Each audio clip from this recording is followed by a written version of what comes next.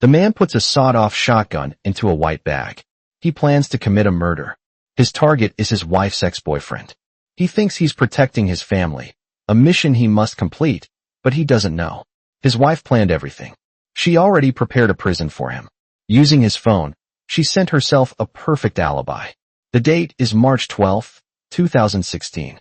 Melbourne, Australia, 7:30 p.m. Police receive a call. The scene is bloody.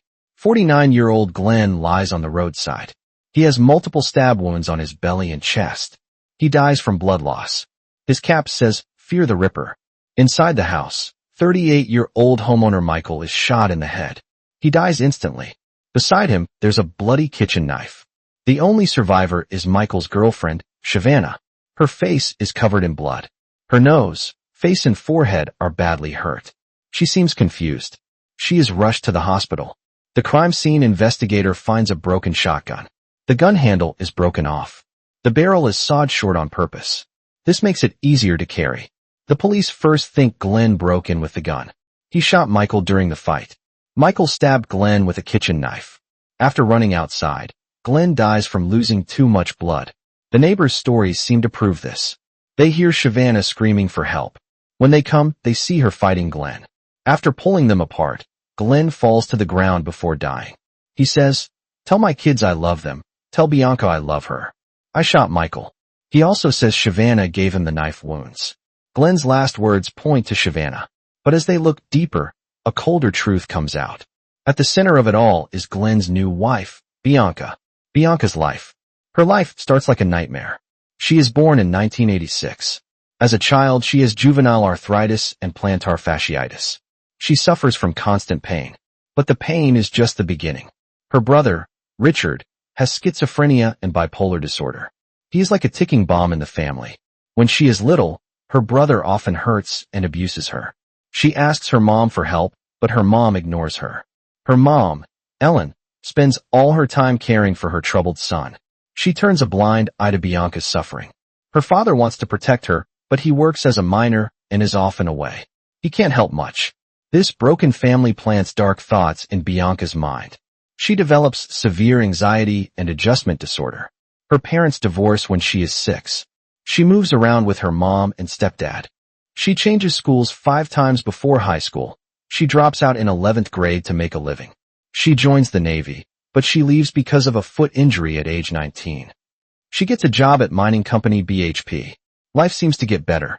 She meets her boyfriend, Derek. They break up. After she gets pregnant, she gives birth to her first son, Tyler, alone, as a single mother. She returns to Melbourne. She changes jobs and becomes a dental assistant in 2012. She uses a dating app. She meets the second important man in her life, Michael. He is 9 years older than her. He once got money from a car accident settlement. He uses it to buy a house in Melbourne. History repeats itself. Their relationship grows stronger. The night before their engagement, they have a big fight and break up. At this time, Bianca is pregnant again in 2013. Her second son, Luca, is born. After breaking up with Bianca, Michael moves in with his new girlfriend, Savannah. 1 year later, he asks to visit his son Luca. Bianca says no. They start a long custody battle. The court gives custody to Bianca, but says Michael can visit every 2 weeks. Bianca cannot accept this decision. She has an unhealthy obsession with controlling her child. She decides to erase Michael completely from their son's life. While fighting with her ex over visitation rights, she opens a dating app again. This time the app matches her with Glenn. Glenn, 48 years old, a heavy machine operator, just ended his 20-year marriage. He's 19 years older than Bianca. He falls in love quickly. He does everything Bianca says. Bianca finds his weakness. She keeps telling Glenn about Michael's violence and threats. She claims she and her son Luca are in danger. She notices Glenn cares for her son Luca. She starts manipulating him carefully. She pushes Glenn to solve the problem. Her words are full of hints and pressure. Glenn's friend, Paul, later tells police he often heard Bianca yelling at Glenn. She calls him a spineless coward. Even Bianca meets Paul alone. She asks if he can help deal with Michael. Glenn gets completely lost in this emotional abuse. He sees removing Michael as his duty to protect his new family. February 27, 2016. He marries Bianca. Less than 2 weeks after the wedding, he starts this dangerous plan. The police review the evidence. Many things don't add up. Glenn's phone notes contain a murder plan written 3 months before the crime. It lists 1 bullet, move the body, and money for Bianca and the kids. That what's strange is Glenn isn't well educated. He misspells many words in the plan, but at 12:23 p.m. on the crime day, Glenn sends a WhatsApp message with almost no spelling mistakes. It reads like a pre-written suicide note, claiming he acted alone and Bianca wasn't involved. The only misspelled word is his stepson Luca's name. Would a father misspell his own child's name? Even stranger, phone records show when the message was sent Glenn and Bianca were in the same room. If they were together, why text police believe Bianca wrote that message? She prepares a script for Glenn in advance, whether he escapes or gets arrested. This text message is her perfect alibi. More evidence appears on the hand-drawn map found in Glenn's pocket. Police find Bianca's fingerprints. The map shows all cameras near Michael's house, neighbors' lights, even a dog. On the shotgun used in the crime, they find Bianca's partial DNA.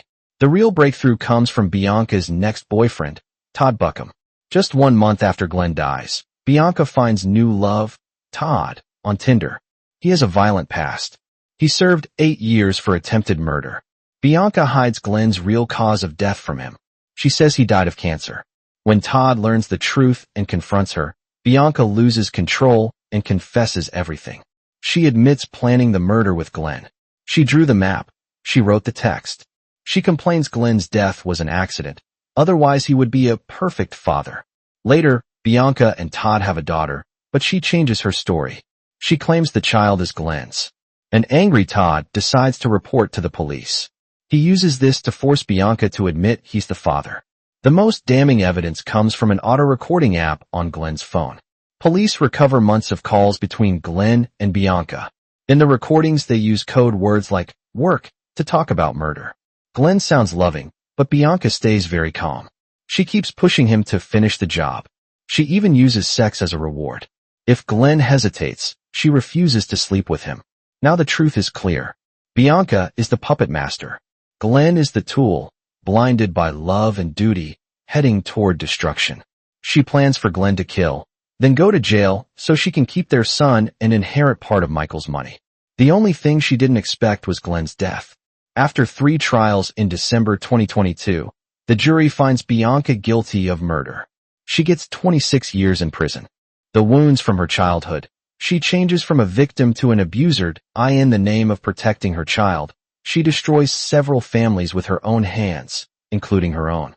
She thinks she's building a safe fortress for her child, but she forgets that when the child grows up and learns his mother hired someone to kill his real father, this so-called protection will become a chain he can never break free from.